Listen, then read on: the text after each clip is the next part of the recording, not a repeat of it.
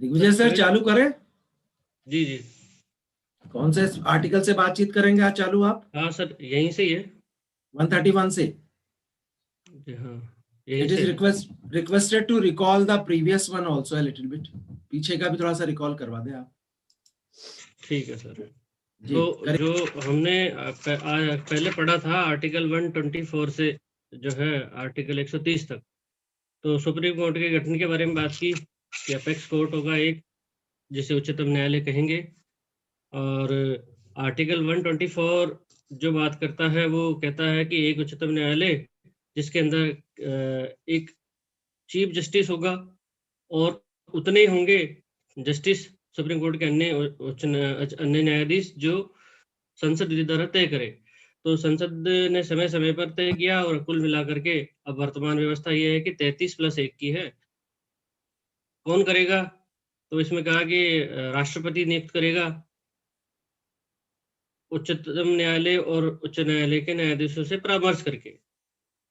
और कैसे वो जारी करेगा? आगे हस्ताक्षर के साथ वारंट जारी करके और अपॉइंट करेगा। कितनी आयु तक ये रहेंगे कि साहब नियुक्ति से जो 65 वर्ष की आयु तक नियुक्ति के पात्र होंगे। और इसकी जो क्वालिफिकेशन है वो खंड 3 में की 124 के तीसरे के भारत का नागरिक होगा। हाईकोर्ट, एक या अधिक हाईकोर्ट में 5 या अधिक वर्ष तक न्यायाधीश रहा हो, या हाईकोर्ट में 10 वर्ष या 10 या अधिक वर्ष तक अधिवक्ता के रूप में कार्य किया हो। और थर्ड बात की है कि पारंगत विधिवेत्ता कोई है तो उसे भी नियुक्त किया जा सकता है।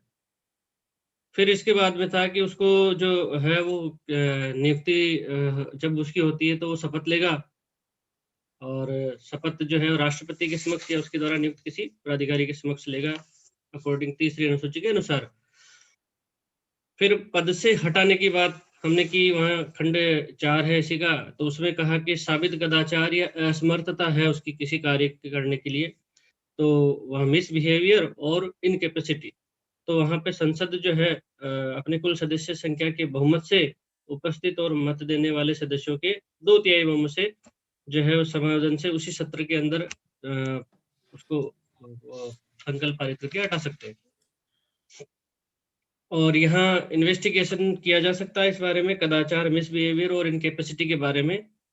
और जो साबित जो करने की जो प्रोसीजर वो संसद तय करेगी। फिर इसके बाद हमने बात की थी कि राष्ट्रीय न्यायिक नियुक्ति आयोग NJAC, judicial appointment commission.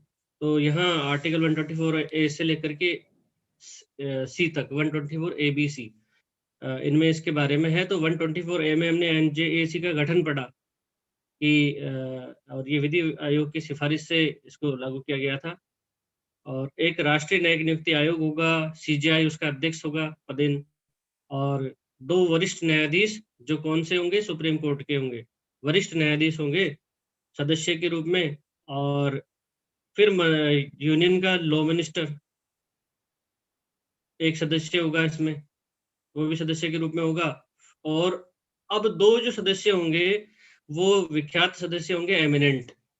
Eminent सदस्य कौन से होंगे कि साहब PM, CJI और विपक्ष का जो नेता, या यदि विपक्ष का ऐसा नेता नहीं है तो सबसे बड़े दल का नेता, वो इनकी जो एक समिति होगी उस समिति के द्वारा नॉमिनेटेड 2 सदस्य होंगे। उसमें से एक सदस्य SC, ST, OBC या माइनॉरिटीज या महिलाओं के हित से संबंधित उनसे का प्रतिनिधित्व करने वाला व्यक्ति होगा। और इसके बाद में जो कोई भी अगर इसके गठन में मामूली त्रुटि है इस तरह की किसी भी व्यक्ति के कारण या कोई ऐसे डिफेक्ट रह जाता है तो वो अविधिमान्य नहीं होगा, इनवैलिड नहीं माना जाएगा। और ये 99 संविधान संशोधन जो हुआ उसमें 2014 में जोड़ा गया था। और कॉलेजियम सिस्टम, जो कॉलेजियम व्यवस्था हुआ करती थी 5+1, 4+1 की, मतलब कि राष्ट्रपति जो परामर्श करेगा वो मुख्य न्यायमूर्ति और 4 वरिष्ठ न्यायाधीशों से सलाह मशविरा करके और कॉलेजियम से और नियुक्ति करता था। तो ये व्यवस्था बंद करके, समाप्त करके, और NJAC का हुआ था गठन। लेकिन इसे भी जो है सुप्रीम कोर्ट में चैलेंज किया गया और सुप्रीम कोर्ट ने इसे जो बेसिक स्ट्रक्चर के और न्यायपालिका की स्वतंत्रता पर विपरीत मानते हुए और शक्तियों के पृथक्करण का जो प्रिंसिपल है उसके विपरीत माना और इनवैलिड, इसको असंवैधानिक घोषित किया। फिर इसके बाद में जो बात थी कि वेतन भत्ते कौन देगा, तो कि संसद द्वारा तय करेगी, और ऐसा नहीं होता है तो दूसरी अनुसूची के अनुसार इन्हें मिलेंगे। अपॉइंटमेंट्स एक्टिंग चीफ जस्टिस की बात की थी जो आर्टिकल 126 में की हमने। एक्टिंग चीफ जस्टिस कौन होगा, तो कि सीजेआई का पद रिक्त हो या उसकी एब्सेंस में या किसी कारण से वो काम करने में असमर्थ हो गया हो, तो ऐसी स्थिति में राष्ट्रपति अन्य न्यायाधीश को अपॉइंट कर सकता है। और ऐसा कॉलेजियम की सलाह से करेगा। कॉलेजियम में 33, मान लीजिए कि जो 33+1 की व्यवस्था है तो 33 में से किसी एक को करेगा, जो वरिष्ठतम होगा उसे। अब बात आती है इसी के बाद की अपॉइंटमेंट ऑफ एडहॉक जजेस, जो तदर्थ न्यायाधीश है वो नियुक्ति के पात्र कौन होंगे। तो यहाँ ये कहा है कि जब सुप्रीम कोर्ट में सेशन आयोजित करने या उस सेशन को चालू करने के लिए कोरम की पूर्ति नहीं हो रही हो, जजेस की कमी है, तो यहाँ पर चीफ जस्टिस लिखित अनुरोध करेगा हाई कोर्ट के से, और हाई कोर्ट के चीफ जस्टिस से। वहां पर हाई कोर्ट का कोई भी एनी जज राष्ट्रपति की सहमति से वहां इस रूप में उपस्थित होकर कार्य कर सकेगा। यह अपॉइंटमेंट शब्द नहीं है, लेकिन अपॉइंटमेंट के रूप में कार्य इस तरह से ही कार्य करेगा। और इसके बाद में ये कहा है आर्टिकल 128 में कि जहाँ अटेंडेंस ऑफ रिटायर्ड जजेस at sitting of the Supreme Court, यहाँ जो रिटायर्ड जजेस को भी जो है अपॉइंट किया जा सकता है, कार्य करने के लिए लिखित अनुरोध किया जा सकता है। यहाँ अगेन फिर chief justice of India CJI अनुरोध करेगा रिटायर्ड जजेस जो क्वालिफाइड हो कार्य करने के लिए। तो यहाँ पर सुप्रीम कोर्ट का न्यायाधीश रहा हो या फेडरल कोर्ट का उस समय या हाई कोर्ट का रहा है, तो यहाँ पर ऐसे जजेस को उसकी सहमति से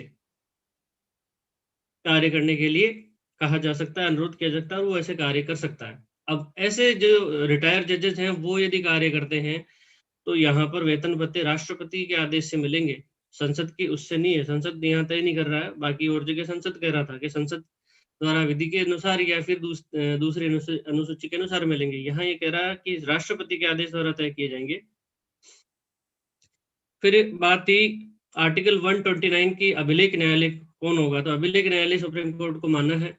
ये इसके जो निर्णय हैं ये संरक्षित होते हैं और न्यायालयों पे और उस पे आबद्धगर होते हैं, ये एक विधि का बल रखते हैं। तो यहाँ अभिलेख न्यायालय क्या कहा है और वो अपने अवमान पर दंड देने की उससे शक्ति है। फिर इसके बाद आर्टिकल 130 कि इसमें उच्चतम न्यायालय का स्थान क्या होगा, तो यहाँ दिल्ली में या ऐसे अन्य स्थान जिन्हें सीजेआई राष्ट्रपति के अनुमोदन से तय नियत करे, वहां भी हो सकता है। अब बात आती है आर्टिकल 131 से लेकर के आगे के जो रेस्ट आर्टिकल बचे हुए उन्हें उन पर चर्चा करते हैं। आर्टिकल 131 मतलब इससे जानने से पहले ये है कि सुप्रीम कोर्ट की ज्यूरिडिक्शन को किस रूप में बांटा है। तो आरंभिक अधिकारिता, दूसरी है अपीलीय अधिकारिता। फिर वैसे बांटना चाहें तो उसकी परामर्शदात्री एक शक्ति भी है, लेकिन ज्यूरिडिक्शन दो प्रकार से है यहाँ पे, आरंभिक अधिकारिता और अपीलीय अधिकारिता। तो ओरिजिनल ज्यूरिडिक्शन के अंदर आर्टिकल 131 आता है और इसके साथ हम शामिल कर सकते हैं जो रिट्स जारी करने की या इस तरह के डायरेक्शन जारी करने की आर्टिकल 139 के अनुसार, और आर्टिकल 32 के अनुसार वो भी आरंभिक अधिकारिता मानी जा सकती है। तो आर्टिकल 131 की बात करते हैं तो यहाँ कौन से मामलों में उच्चतम न्यायालय जो है ओरिजिनल ज्यूरिडिक्शन रखता है। तो यहाँ कहा है कि जब गवर्नमेंट ऑफ इंडिया, भारत सरकार और एक या अधिक राज्यों के बीच विवाद हो, एक और भारत सरकार दूसरी ओर एक या अधिक राज्य हो। सेकंड बात आती है कि भारत सरकार और एक से अधिक राज्य एक तरफ, दूसरी तरफ एक या अधिक राज्य हो सकते हैं। तीसरी बात आती है दो राज्यों के मध्य कोई विवाद पैदा होता है। तो यहाँ विधि या तथ्य का कोई प्रश्न पैदा हुआ जिस पर कोई लीगल राइट्स, विधिक अधिकार के अस्तित्व की या उसके विस्तार की कोई बात है, तो यहाँ पर अन्य न्यायालयों का आवर्जन करते हुए ओरिजिनल ज्यूरिडिक्शन सुप्रीम कोर्ट के पास है, होगी। अब यहाँ एक बात आती है कि ओरिजिनल ज्यूरिडिक्शन कब नहीं होगी, तो इसका प्रोवाइडेड कह रहा है कि ऐसे विवादों पर ओरिजिनल ज्यूरिडिक्शन आरंभिक अधिकारिता का विस्तार नहीं होगा, जहां पर कुछ बातें हैं, जैसे कोई हिंदी में है कि अन्य लिखित संधि या करार या कोई प्रसविदा है या कोई ऐसा वचनबद्ध या कोई सनद जिसके कोई पहले से ही संविधान के प्रारंभ से पहले तय किए हुए हों या संविधान के प्रारंभ के बाद तय हुए हों कि इन पर सुप्रीम कोर्ट की ज्यूरिडिक्शन नहीं होगी, तो वहां पर ओरिजिनल ज्यूरिडिक्शन नहीं होगी। तो इस तरह कोई उदाहरण हो तो इस पे शेयर करें, चैट बॉक्स में डालते रहें, उदाहरण कौन कौन से हो सकते हैं कि कोई ऐसा याद आ रहा हो। ठीक है, इसके बाद आता है कि जो ओरिजिनल ज्यूरिडिक्शन हमने देखी, अब इसके बाद में नेक्स्ट जो बात आ रही है आर्टिकल 131, ये रिपील्ड हो चुका है 43 संविधान संशोधन से 1977 में। अब आता है कि अपीलीय ज्यूरिडिक्शन क्या होगी। तो अपीलीय ज्यूरिडिक्शन के बारे में आर्टिकल 132, आर्टिकल 133, आर्टिकल 134, ये 3 आर्टिकल आएंगे जहां अपीलीय ज्यूरिडिक्शन सुप्रीम कोर्ट को होगी। तो अपीलीय ज्यूरिडिक्शन की बात में आती है कि सुप्रीम कोर्ट को किन मामलों में होगी। तो यहाँ एनी जजमेंट, कोई भी जजमेंट या कोई फाइनल ऑर्डर, डिग्री किसने पास की है, पास्ड बाय दी और pronounced by the high court territory of India, मतलब हाई कोर्ट की टेरिटरी के अंदर, इंडिया के इंडियन टेरिटरी के अंदर किसी भी हाई कोर्ट ने पारित किया है। अब कौन से मामलों में, या तो सिविल, क्रिमिनल और एनी अदर प्रोसीडिंग्स, इनमें पारित किया हो तो यहाँ पर अपील की जा सकेगी। लेकिन कब, ये बात करता है दूसरा कि इसका खंड 2 ये कहता है 132 का कि प्रमाण पत्र दे दिया हो हाई कोर्ट ने, प्रमाण पत्र दे दिए जाने पर मामले का पक्षकार पार्टी अपील कर सकेगी। हाईकोर्ट प्रमाण पत्र किस आर्टिकल के तहत देता है, तो आर्टिकल 134A, वहां ये प्रमाणित करता है कि यहाँ अपील की जा सकती है। अब यहाँ प्रश्न है कि कौन से मामलों में क्या प्रमाण पत्र देगा। तो ये कहता है कि संविधान के निर्वचन का कोई सारवान प्रश्न हो, substantial question, interpretation of constitution, तो यहाँ संविधान के निर्वचन के बारे में सारवान प्रश्न है, तो इस तरह का प्रमाण पत्र देने के बाद अपील की जा सकती है। यही है यहाँ पर, ये सारे मामले हैं यहाँ पर, सिविल, क्रिमिनल और एनी अदर प्रोसीडिंग्स, आर्टिकल 132 के अंदर। बस याद रखने की बात है कि संविधान के निर्वचन का प्रश्न हो, कई बार होता है, खूब सारे केसेस है कि संविधान के निर्वचन से संबंधित प्रश्न, आर्टिकल मूल अधिकारों से संबंधित जहाँ वायलेशन होता है तो वहाँ संविधान के निर्वचन का विषय आता है, और भी कई बातें हो सकती है, तो ये उससे संबंधित हुई। अब बात आती है आर्टिकल 133 कि High Court, civil, High Court के जो मामले हैं उनमें उसने अपीलीय अधिकारिता में कुछ सिविल मामले में डिसाइड किया हो तो वहाँ सुप्रीम कोर्ट में अपील हो सकेगी। तो अब हाई कोर्ट ने वही, अगेन वही बात है कि हाई कोर्ट ने क्या क्या पारित किया हो, कि कोई जजमेंट, डिक्री और फाइनल ऑर्डर, तो यहाँ पर वही सिविल प्रोसीडिंग्स में पारित किया हो, तो यहाँ पर अगेन हाई कोर्ट 134 से 134A का प्रमाण पत्र जारी करता है। कि यहाँ किस बात के लिए जारी करता है, कि यहाँ विधि के व्यापक महत्व का सारवान प्रश्न अंतर्वलित है, substantial question of law general importance का है, विधि के व्यापक महत्व का सारवान प्रश्न अंतर्वलित हो, तो ऐसी दशा में, और इसके साथ एंड है, ये दोनों बातें जरूरी है। हाई कोर्ट की राय भी है कि प्रश्न का विनिश्चय सुप्रीम कोर्ट के द्वारा आवश्यक है। यहाँ दो बातें रही, substantial question of law general importance का है, हाई कोर्ट की राय भी है कि इसका डिसीजन जो है सुप्रीम कोर्ट के द्वारा ही हो। जैसे कई बार उठता, अभी एक हमने सीआरपीसी 125 पढ़ा, तो उसमें एक केस लो आया था, याद आ रहा हो कि साहब अब जो प्रेजेंट व्यवस्था कर दी है कि आवेदन से ही उसको मेंटेनेंस दिया जाएगा, तो ये क्वेश्चन ऑफ लॉ है जो व्यापक महत्व का भी है और जनरल इंपोर्टेंस का भी था, कि तो वहाँ ये ऐसा योग्य मामला है तो की सकते, उदाहरण बताया मैंने।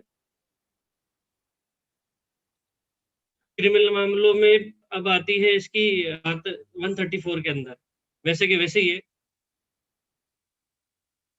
इससे पहले दो बातें छूट गई आर्टिकल 133 के अंदर, 2 और 3 है अपना खंड इसके, तो के दो ये करता है कि आर्टिकल 132 में किसी भी बात के होते हुए, आर्टिकल 132 में कोई भी बात के होते हुए भी अपील करने वाला पक्षकार अपील में यह आधार बता सकता है कि संविधान के नियमन के बारे में सारवान प्रश्न गलत विनिश्चय हुआ है उच्च न्यायालय द्वारा। ये बात यहाँ पर भी आ गई कि सिविल मामले में जब वो अपील कर रहा है तो आर्टिकल 132 भी यही बात करता है कि सिविल के मामलों की भी हो सकती है, लेकिन वहां संविधान के निर्वचन की बात थी कि संविधान के निर्वचन का प्रश्न है, तो हाईकोर्ट प्रमाण पत्र जारी कर रहा था वहां पे। लेकिन यहाँ वापस ये कह दिया कि पक्षकार भी ये कह सकता है कि जो निर्वचन हुआ है वो संविधान का वो गलत हुआ है। फिर बात आती है कि उच्च न्यायालय के एक न्यायाधीश द्वारा निर्णय, डिक्री या आदेश की अपील तब तक नहीं की जाएगी जब तक संसद द्वारा उपबंधित न करे। तो सिंगल कोर्ट की हमेशा डीबी में होती है, ये बना रखा है अभी, व्यवस्था ये है कि सिंगल बेंच की जो डीबी में अपील हाईकोर्ट में होती है, तो संसद द्वारा तय करे तो एकल इसमें यही बात की है केवल। अब बात आती है आर्टिकल 134 क्रिमिनल मामलों में ओरिजिनल जुरिडिक्शन, अपीली जुरिडिक्शन की बात आती है। तो यहाँ बात आती है वही अगेन, हाई कोर्ट ने जो टेरिटरी ऑफ इंडिया है उसमें किसी भी उच्च न्यायालय ने किसी जजमेंट, कोई भी निर्णय, सेंटेंस, दंडादेश और फाइनल ऑर्डर किसी दांडिक प्रकरण प्रोसीडिंग में, दांडिक कार्रवाई में, क्रिमिनल प्रोसीडिंग में पारित किया है तो यहाँ पर सुप्रीम कोर्ट में अपील की जा सकेगी। लेकिन 3 बातें हैं यहाँ पर जिनके आधार पर की जा सकेंगी कि हाई कोर्ट ने अपील में मामला सुना और एक्विटल जो दिया गया था निचली कोर्ट ने उसको बदल करके डेथ सेंटेंस पारित कर दिया। दूसरी बात, हाई कोर्ट ने सबऑर्डिनेट कोर्ट से मामला अपने पास मंगाया, जो प्रोविजंस दे रखे हैं आर्टिकल में सीआरपीसी में पीछे है वहां पे 406 है या 8 है, तो वहां जहाँ देखेंगे जो भी प्रोविजन है 407 है, एग्जैक्टली मैं भूल रहा हूँ कौन सा है, लेकिन जो भी है तो वहां अधीनस्थ न्यायालय है उससे मामला मंगाया और कन्विक्शन दोष सिद्धि कर दी और फिर अगेन डेथ सेंटेंस दे दिया। तीसरी बात कि हाई कोर्ट आर्टिकल 134 ए में प्रमाणित कर देता है कि मामला सुप्रीम कोर्ट में अपील योग्य है, तो यहाँ पर सुप्रीम कोर्ट में अपील की जा सकेगी। अब बात आती है कि संसद जो है विधि द्वारा सुप्रीम कोर्ट को भारत राज्य क्षेत्र के हाई कोर्ट द्वारा दिए निर्णय, आदेश जो है उनको अतिरिक्त शक्ति भी दे सकता है। सुप्रीम कोर्ट को एडिशनल पावर्स की बात की यहाँ पे। फिर नेक्स्ट इसी में एक केस लो है Tarachand Danu versus state of Maharashtra, AIR 1962, supreme court 130। Tarachand Danu versus state of Maharashtra, AIR 1962, supreme court, page number 130। यहाँ कहा कि दोष मुक्ति से अभिप्राय, मतलब यहाँ थोड़ा एक व्याख्या का विषय कि दोष मुक्ति से मतलब केवल पूर्ण विमुक्ति से नहीं है, यहाँ जो है ऐसे मामले भी शामिल हैं जो मृत्युदंड को पलटकर आजीवन कारावास भी दे दिया हो, तो इस तरह की बात इसमें रही है। आर्टिकल 134A इसके बाद आता है, जहां हमने भी देखा आर्टिकल 132, 133 और 134 जो अपीलें यहाँ पर हो रही थी अलग अलग ग्राउंड्स पे, संविधान के निर्वचन के ग्राउंड्स पे, या फिर जो विधि का सारवान प्रश्न है, और हाईकोर्ट प्रमाण पत्र दे देता है। तो हाईकोर्ट प्रमाण पत्र कब देता है, क्या देता है, इसके बारे में बात की है। तो सुप्रीम कोर्ट में अपील के लिए प्रमाण पत्र आवश्यक है।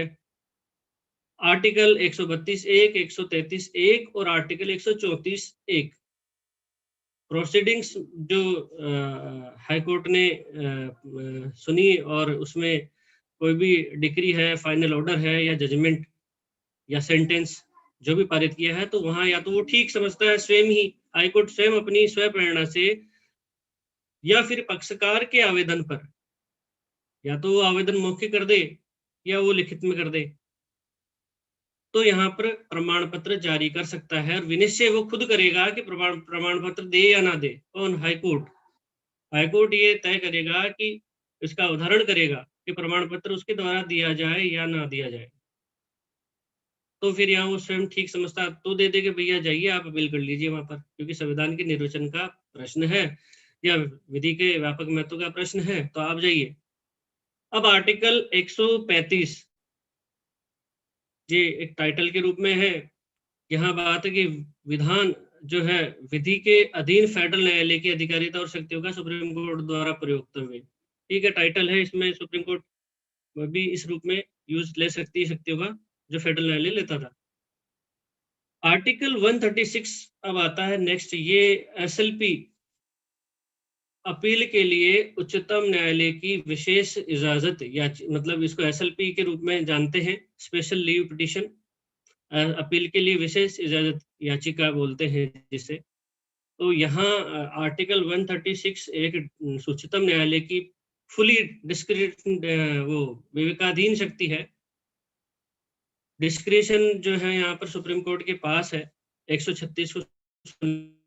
आर्टिकल 136 के अंदर पक्षकार को यह अधिकार नहीं है, अधिकार स्वरूप प्रदत्त नहीं किया गया है। यहाँ सुप्रीम कोर्ट को अपना विवेक इस्तेमाल करने की पूरी शक्ति है, वो किसी भी मामले को सुन सकता है।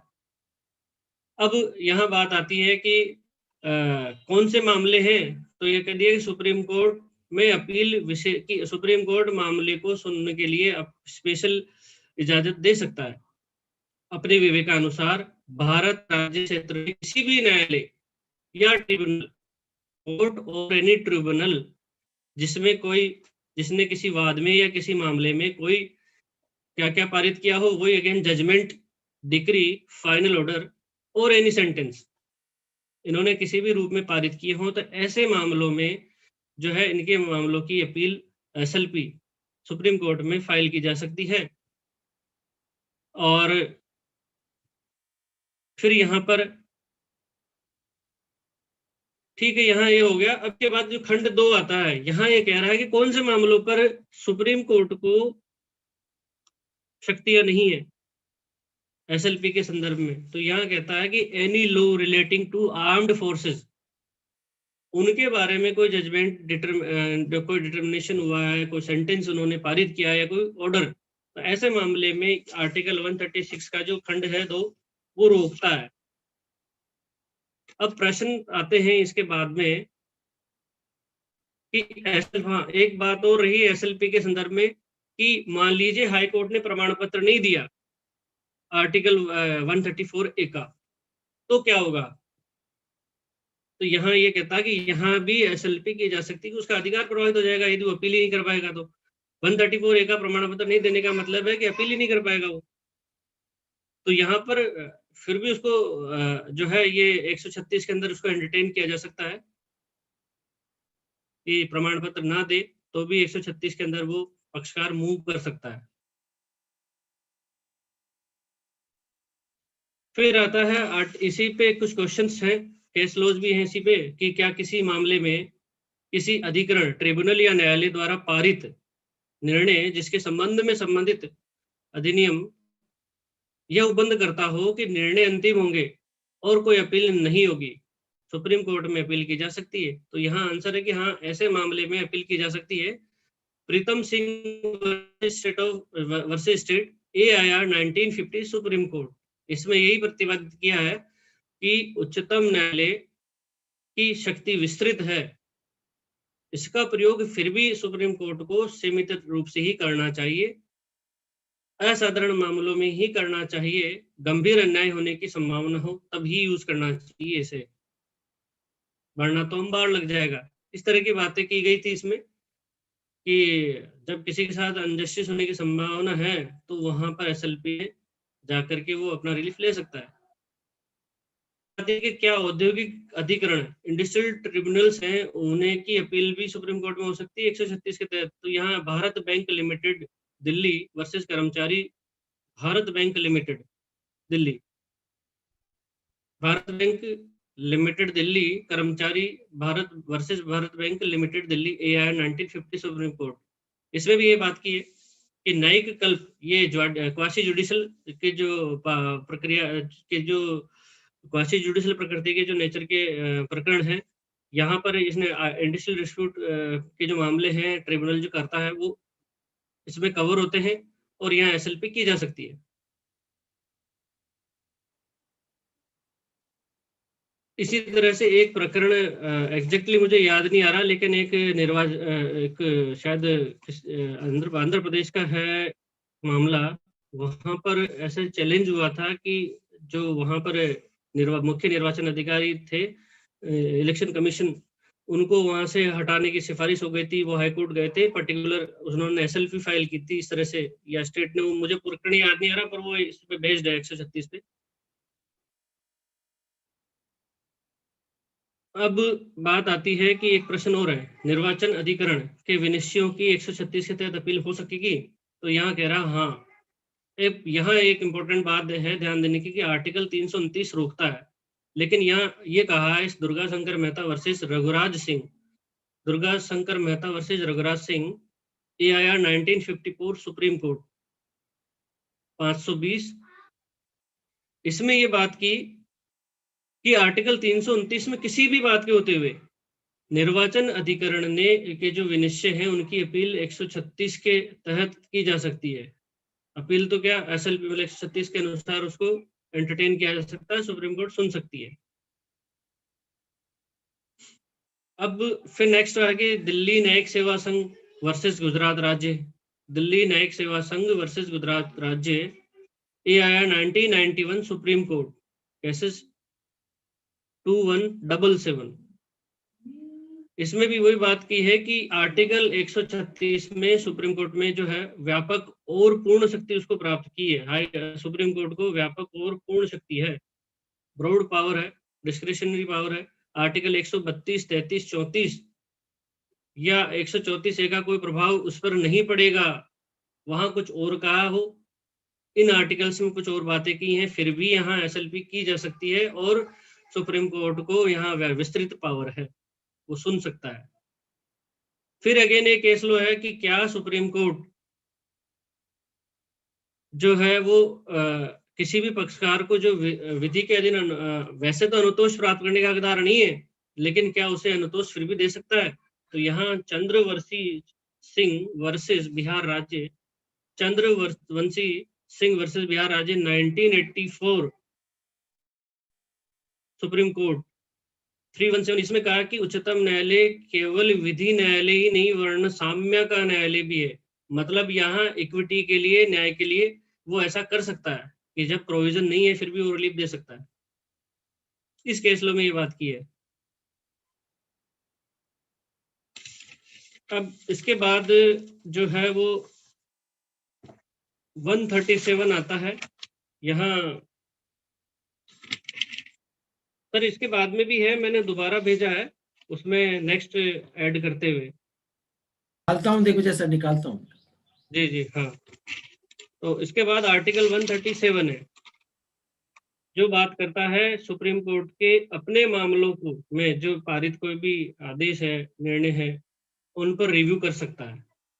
तो सुप्रीम कोर्ट अपने किसी निर्णय या आदेश जो उसने पारित किए हैं उनमें वो उन्हें सुन सकता है, रिव्यू कर सकता है। अब कैसे करेगा वो? संसद द्वारा बनाएगी विधि के अधीन या आर्टिकल 145 के जो नियम बनाने की पावर है सुप्रीम कोर्ट के, उसके अधीन ही करेगा।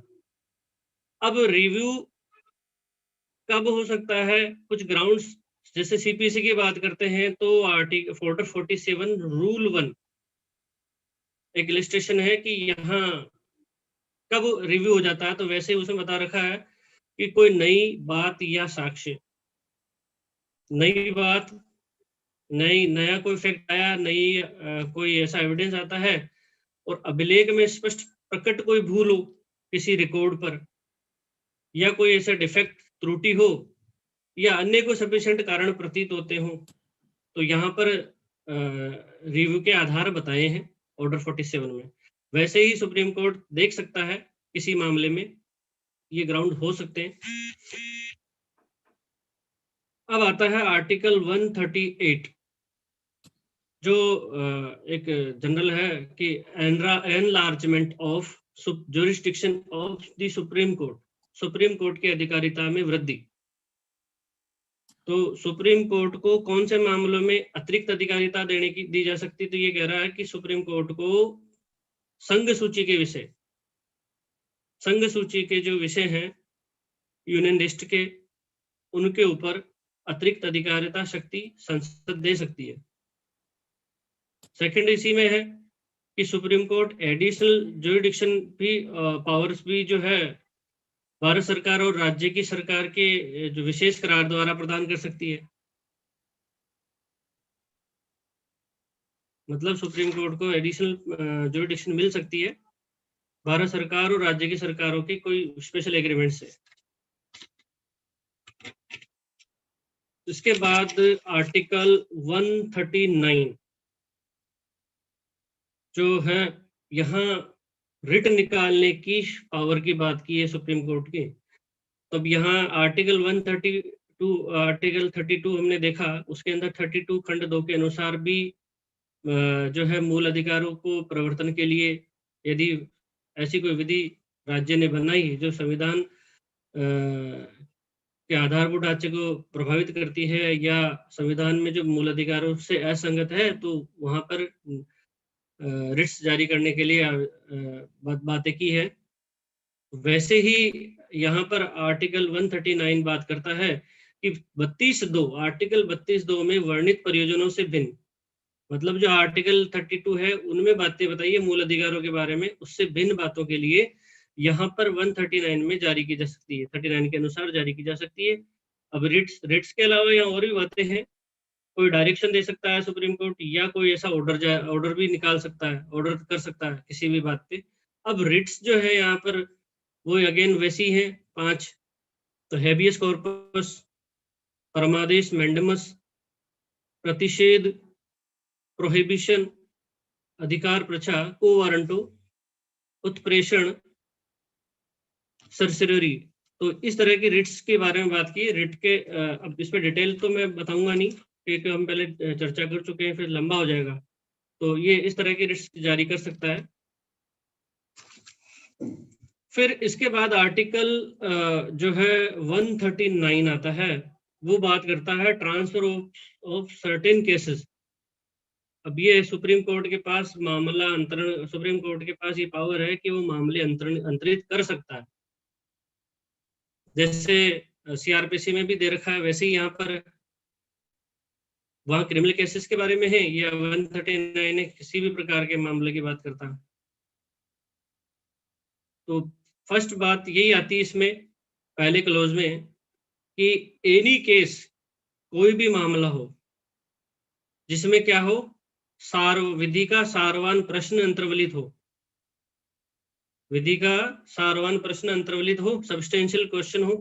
तो विधि का सारवान प्रश्न होने पर सुप्रीम कोर्ट में जो सुप्रीम कोर्ट है वो या तो जब वो मामला उसके सामने पेंडिंग है और एक से अधिक हाई कोर्ट में भी पेंडिंग है, या फिर वो एक से अधिक हाई कोर्ट में कहीं पेंडिंग है, तो मामले को क्या करेगा, खुद के पास मंगा लेगा, और या तो वो खुद की प्रेरणा से मंगा ले या पक्षकारों में से किसी के आवेदन पे या अटॉर्नी जनरल ऑफ इंडिया के आवेदन पर मंगा सकता है और उसको सुन सकता है।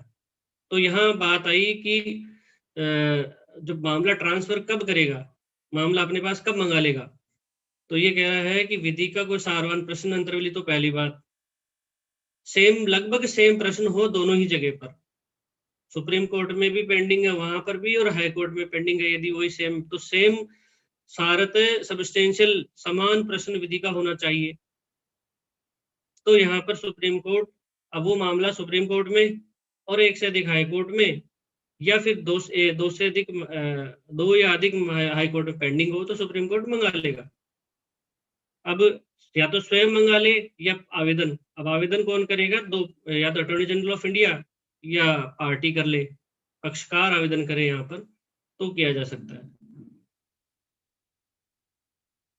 फिर अगेन इसमें खंड 2 करता है कि न्याय के उद्देश्यों की पूर्ति के लिए, न्याय के उद्देश्यों की पूर्ति के लिए कोई भी मामला, केस, अपील या अन्य कार्रवाइयां, एनी केस, अपील और मैटर्स, अन्य प्रोसीडिंग्स जो है वो एक हाई कोर्ट से दूसरे हाई कोर्ट को ट्रांसफर कर सकता है। यहाँ अगेन सुप्रीम कोर्ट को अंतरण करने की शक्ति है न्याय के उद्देश्यों की पूर्ति के लिए।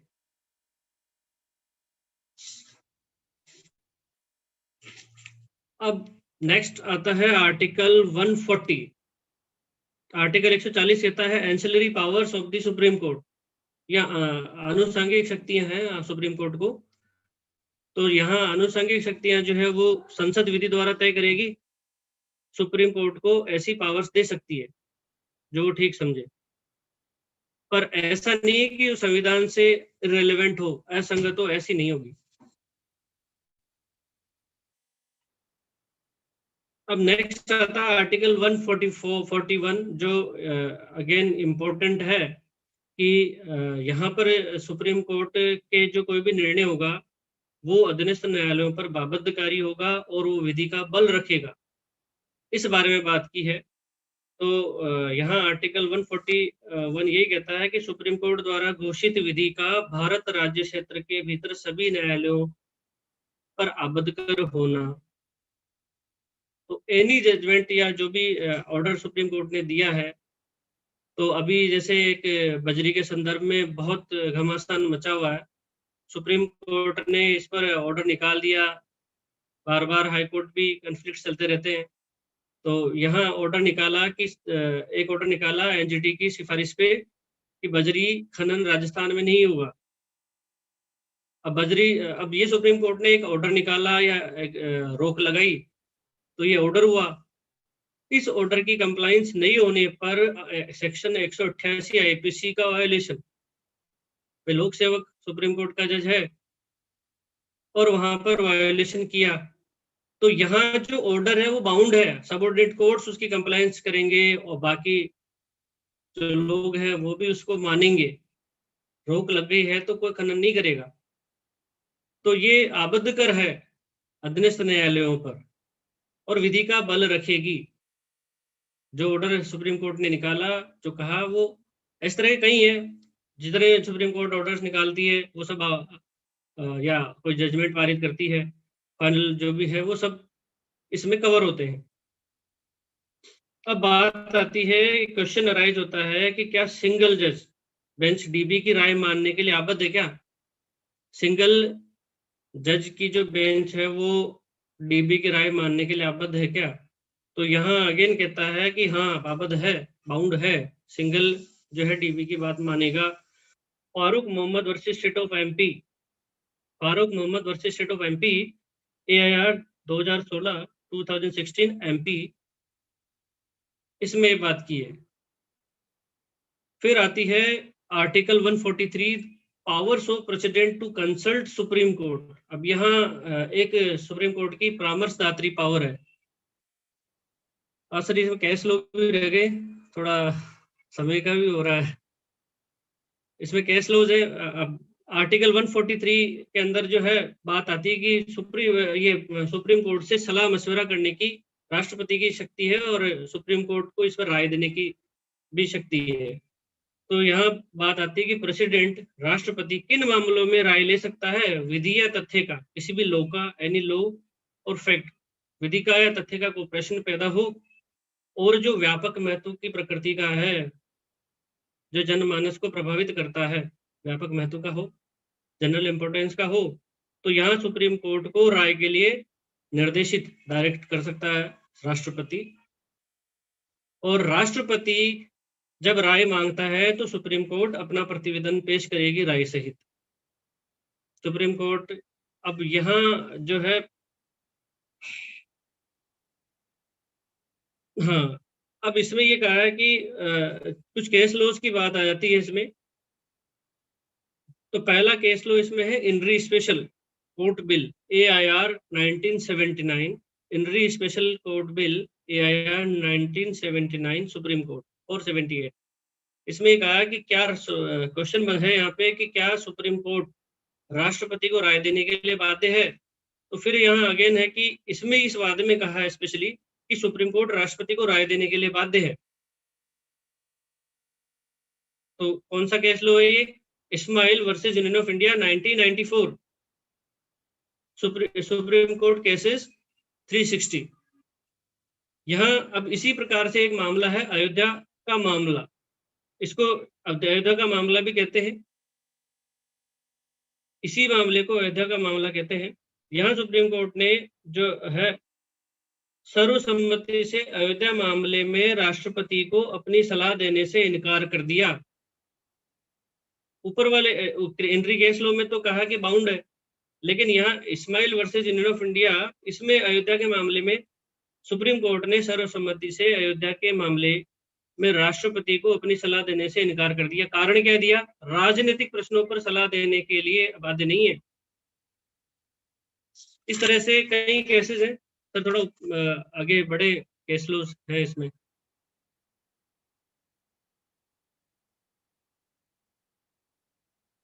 हाँ, इसके बाद में और भी है कि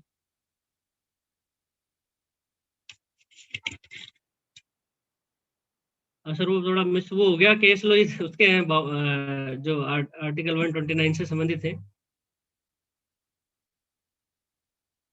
हाँ, अब इसके बाद में केस लो पे चर्चा सर बाद में करेंगे। लास्ट में एक ले लेता हूँ क्योंकि होने वाला है कंप्लीट, आर्टिकल 145 रह गया आखिरी में, तो इसको देख लेते हैं एक बार, क्योंकि वो फिर रह जाएगा। उसमें दो ही बातें हैं आर्टिकल 145 के अंदर, पूरा तो पढ़ूंगा नहीं मैं, न्यायालय को नियम बनाने की शक्ति है यहाँ पे। तो यहाँ पे संसद द्वारा बनाई गई विधि के अधीन रहते हुए सुप्रीम कोर्ट समय समय पर राष्ट्रपति के रिकमेंडेशन से उसकी प्रक्रिया और पद्धति के बारे में नियम बना सकती है। अब नियम बना सकती है, तो यहाँ एक प्रश्न इंपॉर्टेंट है जो खंड 2 और 3 और से है ये, और 5 से है। तो खंड 3 में आता है कि जब संविधान के निर्वचन का प्रश्न पैदा होता है तो यहाँ पर डिसीजन कैसे होगा। तो संविधान के निर्वचन के संबंध में जो कौन सुनेगा, कितने जज होंगे, तो यहाँ कह दिया संविधान के निर्वचन के संबंध में। और आर्टिकल 143 जब राष्ट्रपति सलाह मांगता है तो यहाँ पर सुनवाई में कम से कम न्यूनतम जजों की संख्या 5 होगी। 5 जज यहाँ पर होंगे, जिसमें एक चीफ जस्टिस और 4 अन्य वरिष्ठ न्यायाधीश होंगे जो सुनेंगे।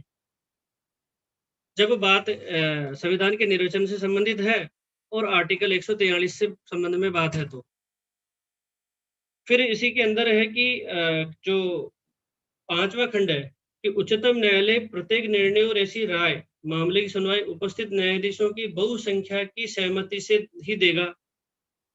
मतलब यहाँ बहुसंख्या से अपने फैसले सुनाएगा जब मामला संवैधानिक प्रश्न का है या फिर 143 का है, तो वो बहुमत से अपनी सहमति देंगे। और इस प्रकार जो सहमत नहीं है तो वो अपने रीजंस उसमें लिखेंगे कि हम किस बात से सहमत नहीं है। तो ये सर इम्पोर्टेंट था इसमें।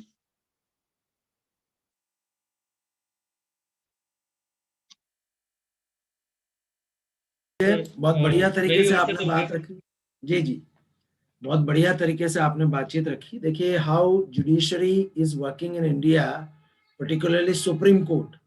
सो we have got an overview on that one. एक हमने एक समझ विकसित की है। अब sometimes some people can ask different type of questions, अलग अलग तरह के प्रश्न पूछ सकते हैं। साहब मगहब कैसे होगा? मगहब तो आप पढ़ेंगे जब होगा कि जब 52 से 53 से हम 78 तक चलते हैं तो एग्जीक्यूटिव की बात करते हैं। फिर 79 से कहाँ तक है भैया? संसद 122 तक है पार्लियामेंट। फिर 123 में क्या है? ऑर्डिनेंस है। फिर 124 से 147 तक है शायद जुडिशरी है। फिर 148, 49 एंड 151 में क्या है? सीएजी है। तो आप 5 पार्ट में डिवाइड है। अगला पार्ट जो हमारा आएगा स्टेट का वो 6 पार्ट में डिवाइड होगा। तो आपको पहले स्केलेटन थ्योरी पे चलना है कि पहले आपको एक स्केलेटन क्लियर हो कि कॉन्स्टिट्यूशन में या किसी भी एक्ट को लेकर हम जब तक आउटलाइन नहीं बना पाएंगे, जब तक हम इनसाइड एंटर नहीं कर पाएंगे। चलिए, किसी को कुछ पूछना हो, कुछ बोलना हो इस विषय पर, कोई क्वेश्चन हो? सर हाँ मेरा बोले एक गणेश। प्रश्न, सर सर जैसे कि सुप्रीम कोर्ट के सभी निर्णय पूरे इंडिया में सभी न्यायालयों पे, उसमें उच्चतम न्यायालय भी, उच्च न्यायालय भी इंक्लूड है, सभी पे बाध्यकारी होते हैं। तो सर मेरा प्रश्न ये है कि क्या जैसे सुप्रीम कोर्ट से पहले प्रीवी काउंसिल हुआ करती थी, क्या प्रीवी काउंसिल के निर्णय आज भी हाई कोर्ट्स पे बाध्यकारी है? बताइए जी।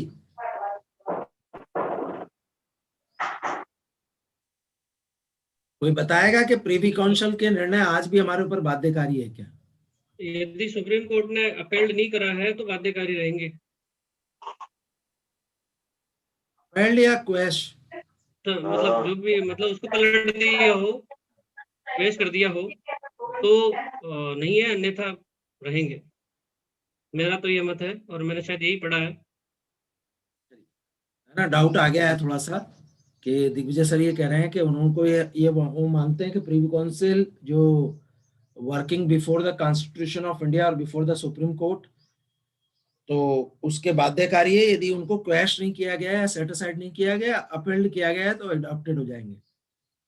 चलिए और बताइए जरा। हाँ रंजीत जी, आप क्या सोचते हैं? सर यही है जो दिग्विजय जी ने बताया वो, कि अगर निर्णय को पलटा नहीं किया गया, जब तक वो इस तरह का कोई है तो पेश कर सकते हैं अपन, और अच्छा वो गणेश, आप क्या बाध्यकारी कहना होगा। चाह रहे हैं? सर ये इसमें एक केस लो है, पांडुरंग कालू पाटिल बनाम महाराष्ट्र राज्य, AIR 2002 सुप्रीम कोर्ट 733 नंबर के मामले में उच्चतम न्यायालय ने यह अभिनिर्धारित किया कि प्रीवी काउंसिल के निर्णय उच्च न्यायालय पर आबद्ध कर हैं, यदि वे उच्चतम न्यायालय द्वारा पलटे नहीं गए। बिल्कुल दिग्विजय सर ने बिल्कुल सही बताया। क्या पलटे ही भाषा लिखी हुई है क्या वहाँ?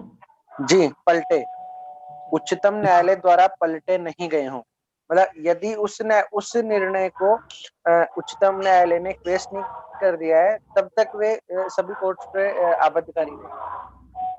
सुप्रीम कोर्ट में पर इसी केस में यह भी निर्धारित किया गया है कि प्रीवी काउंसिल के निर्णय सुप्रीम कोर्ट पर आबद्धकारी नहीं है। क्या किया है? सुप्रीम प्रीवी काउंसिल के इसी में यह भी डिसाइड किया गया है कि प्रीवी काउंसिल के निर्णय सुप्रीम कोर्ट पर आबद्धकारी नहीं है। हेलो, आपको मेरी वॉइस आ रही है? हाँ हाँ, प्रीवी काउंसिल के निर्णय सुप्रीम कोर्ट पर आबद्धकारी नहीं है। सर मैं इसको दोबारा पढ़ूंगा। पांडुरंग कालू पाटिल बनाम महाराष्ट्र राज्य, AIR 2002 SC 733 के मामले में उच्चतम न्यायालय ने यह अभिनिर्धारित किया कि प्रीवी काउंसिल के निर्णय उच्च न्यायालय पर आबद्ध कर है, यदि वे उच्चतम न्यायालय द्वारा पलटे नहीं गए, परंतु वे उच्चतम न्यायालय पे आबद्धकारी नहीं होंगे। तो सुप्रीम कोर्ट पर आबद्धकारी नहीं होंगे, और सुप्रीम कोर्ट पर तो कोई आबद्धकारी होते हैं क्या? कुछ नहीं होते सर, नहीं होते वो हैं खुद क्या? के निर्णय को भी पलट सकता है। यस एब्सोल्युटली, बहुत right answer for that one. लेकिन परंतु मैं उसकी लार्जर बेंच पलटेगी, वो हमेशा उसके सिमिलर बेंच नहीं पलटेगी। उसकी लार्जर बेंच, जैसे कि हमेशा सुप्रीम कोर्ट में 2 जजेस द्वारा सुनवाई की जाती, या तो फुल बेंच उसका निर्णय करेगी, या फिर अगर पहले किसी मामले का फुल बेंच ने निर्णय किया है तो कॉन्स्टिट्यूशनल बेंच करेगी। यदि पहले किसी मामले का 5 जजेस की कॉन्स्टिट्यूशनल बेंच ने अभिनिर्धारण किया है तो 7, 9 या 11 जो भी विषम संख्या की लार्जर कॉन्स्टिट्यूशनल बेंच होगी वो उसको पलट सकती, अन्यथा नहीं। तो ठीक कहा आपने। इस मेरी राय ये थी कि इस जजमेंट का एक बार साइटेशन डाल दीजिएगा, कोई निकाल पाए दिन में तो इसका वो जजमेंट निकाल के एक थोड़ी सी चर्चा कर लेंगे। काम का क्वेश्चन लॉ है। रेखा, आप निकाल लेंगे इसका इंडिया कानून से या कहीं से भी? Okay sir. सर या इसकी मैं निकाल दूं? हाँ sir, today I am busy for, sir आज मैं थोड़ा बिजी हूँ और मेरे को नोट्स भी बनाने हैं। कोशिश तो करूंगी यदि निकाल पाई तो। चलिए, और कोई बातचीत है इस विषय? मैं डाल दूंगा इसको ना। ठीक है, इसको निकाल के चर्चा, इसको पढ़ लेंगे कल, थोड़ा सा ब्रीफ कर लेंगे इस पे, और गणेश ही ब्रीफ करके बताएंगे इसमें क्या क्या फैक्ट्स थे और क्या थे। तो वर्मा सर सही रहेगा ये? सर मुझे क्योंकि- इंग्लिश पढ़ने में थोड़ा सा मैं कंफर्टेबल नहीं रहता हूँ। चलिए चलिए, तो कोई भी चर्चा कर लेगा हमारे यहाँ साथी, नहीं फिर मैं करूंगा उसकी चर्चा, आप डाल दीजिए। वर्मा जी सर कुछ सर। कह रहे हैं? चलिए, तो आज की चर्चा इतनी ही, कल मिलते हैं। 8:17 हो गए वैसे भी, तो कल सुबह आप लोगों का इंतजार रहेगा, वापस मिलेंगे। सर अगर 2 मिनट हो तो थोड़ा सा एक बात रखूं मेरी। हाँ बोलिए बोलिए, बोल दीजिए, है समय। सर मैं दिग्विजय सर की बात को आगे बढ़ाते हुए, जो अपनी यहाँ की जो सुप्रीम कोर्ट की जो जजेस की, हाई कोर्ट और सुप्रीम कोर्ट जजेस की जो अपॉइंटमेंट प्रक्रिया है ना, उसको हम्म, आगे बढ़ाते हुए एक मामला है, हम्म। इनरी प्रेसिडेंशियल रेफरेंस का मामला। हेलो। हाँ हाँ, बोले बोले। उसी में ये निर्धारित किया गया था कि उसमें मैं इसको थोड़ा पढ़ के सुना देता हूँ। उच्चतम न्यायालय की 9 सदस्यीय संविधान पीठ ने इनरी प्रेसिडेंशियल रेफरेंस 1999 उच्चतर न्यायालयों में न्यायाधीशों की नियुक्ति व स्थानांतरण के मामले से प्रसिद्ध है, के मामले में सर्वसम्मति से यह अभिनिर्धारित किया है कि उच्चतम न्यायालय और उच्च न्यायालयों के न्यायाधीशों की नियुक्ति और स्थानांतरण के मामले में 1993 के निर्णय में प्रतिपादित परामर्श प्रक्रिया का पालन किए बिना मुख्य न्यायाधीश द्वारा की गई सिफारिशों को मानने के लिए कार्यपालिका बाध्य नहीं है। राष्ट्रपति ने अनुच्छेद 143 के अधीन उच्चतम न्यायालय से 9 प्रश्नों पर अपनी सलाह देने के लिए कहा था। राष्ट्रपति ने यह पूछा था कि न्यायाधीशों की नियुक्ति के मामले में क्या वह मुख्य न्यायाधीश या अन्य न्यायाधीशों से परामर्श किए बिना भेजी गई सिफारिशों को मानने के लिए बाध्य है। इसमें 9 सदस्यीय संविधान पीठ ने निर्णय सुनाते हुए प्रमुख निर्णय सुनाया था। न्यायमूर्ति श्री एस.पी. भरूचा ने परामर्श प्रक्रिया को अधिक विस्तृत किया और यह अभिनिर्धारित किया कि उच्चतम न्यायालय के न्यायाधीशों के मामले में मुख्य न्यायाधीश को उच्चतम न्यायालय के 4 वरिष्ठ न्यायमूर्तियों के समूह से परामर्श करके ही राष्ट्रपति को अपनी सिफारिश भेजनी चाहिए। 1993 के निर्णय में केवल 2 वरिष्ठतम न्यायाधीशों से परामर्श की प्रक्रिया बाध्य थी, परंतु इस मामले में उसे बढ़ाकर 5 किया गया। न्यायाधीशों के समूह में भारत के भावी मुख्य न्यायाधीश होने वाला न्यायाधीश भी सम्मिलित होना चाहिए। अनुच्छेद 124(2) में प्रयुक्त परामर्श शब्द का तात्पर्य अनेक न्यायाधीशों से परामर्श है, केवल 1 या 2 से नहीं। इस अनुच्छेद के अंतर्गत भारत के मुख्य न्यायाधीश का अकेले मत का परामर्श प्रक्रिया नहीं है। न्यायालय ने यह कहा कि न्यायाधीशों के समूह को अपना परामर्श आम राय से देना चाहिए। यदि परामर्श प्रक्रिया में सम्मिलित 2 न्यायाधीश किसी व्यक्ति के नाम की सिफारिश का विरोध करते हैं, तो कॉलेजियम उसे सिफारिश के लिए, नियुक्ति की सिफारिश के लिए राष्ट्रपति को नहीं भेज सकता। तो सर ये एक मुख्य निर्णय था, जहाँ की पहले जो प्रक्रिया थी 1993 की जो टेंडेंसी थी कि केवल 2 जजों से परामर्श किया जाए, उसके इस इनरी प्रेसिडेंशियल रेफरेंस के बाद ही सीजेआई के अलावा 4 और जजों को मिला के 5 जजों का कॉलेजियम प्रणाली स्थापित की गई। मैं ऐसा कह सकता हूं कि after this one judgement the collegial system came in proper shape. Yes sir बिल्कुल। और इसी में ट्रांसफर को लेके भी किया गया था कि अगर किसी का ट्रांसफर करना है तो उस हाई कोर्ट के चीफ से भी उसको राय मशवरा करना, मतलब उसको उससे भी ये करना पड़ेगा, सलाह लेनी पड़ेगी। तो मुझे बहुत बार समझ में नहीं आता ये इनरी क्या होता है ये? सर ये प्रेसिडेंशियल रेफरेंस के लिए जैसे कि प्रश्न पूछता है ना, उसमें आता है इनरी प्रेसिडेंशियल रेफरेंस। चलो आज हाँ बोले। पार्लियामेंट किसी मामले में जब ओपिनियन लेती है सुप्रीम कोर्ट की, तो वो इन रेफरेंस होता है कि उस मामले में उससे रेफरेंस लिया गया है supreme court. I think good, so nice of it, है ना। चलिए कुछ लोगों को तो ध्यान होगा, लेकिन मुझे तो अधूरा ही ध्यान था, आप लोगों ने और बेहतर किया। लेकिन आज इस इनरी पर थोड़ा सा निकाल के एक बार डाल दीजिएगा कि हमारा क्या है, एक होलिस्टिक अप्रोच में हम काम करना चाहते हैं। इन रेफरेंस आपने बहुत बढ़िया बात कही, लेकिन इस पे और कुछ बात भी लिखी हुई है, जब गूगल पर ढूंढेंगे तो आपको कुछ चीजें और मिलेगी। तो मेरी ये राय है कि in re, why we use in re in the some cases when parliament is taking any type of consultation with the Supreme Court, these cases would be called as a inri or might be something different. Yeah, if anyone issues is or a matter is sending to the larger bench, then we can take the INRI for that one.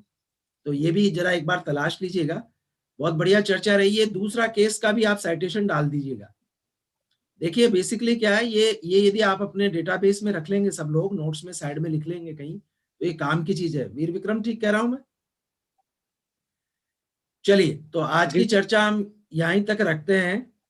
बढ़िया चर्चा रही। कल हम बात कहाँ चलेंगे? CAG में चलेंगे, कंप्यूटर क्या कहते हैं उसको? Controller and auditor general. Auditor general, जो पूरे पैसे पर नजर रखता है भारत देश की, पूरे से सर देश CAG की। पे तो चर्चा हो गई थी लास्ट क्लास में, लास्ट सर्किल में। CAG पे हो गई? हाँ सर, हो गई थी ना उसके साथ। जब अपने लेजिस्लेटिव का बजट पड़ा था, फिर इस बजट पे कौन उस पे कंट्रोल रखेगा, तब अपने CAG की बात कर ली थी। ठीक है, रेखा को लगा तीन आर्टिकल और पढ़ाने पड़ेंगे मुझे, और तैयारी नहीं करना है। पढ़ाना तो ये तो अच्छा है जो रिपीट करना है, लेकिन अपन आगे नहीं बढ़ पाएंगे फिर। हाँ, तो रेखा जरा सा 1 मिनट बोल देना बस CAG पे, है ना कल? Okay sir, thank you sir. Only 1 minute, है ना? Recall Okay. करवा दीजिएगा सबको। ओके चलिए, कल मिलते हैं सुबह में 5:55 पे। आज मैं थोड़ा 2 मिनट 3 मिनट देरी से आया, 6:01 पे हम एंटर हो पाए थे, उसके लिए मैं माफी चाहता हूँ। कल सुबह आप सबका इंतजार रहेगा पूरी तैयारी के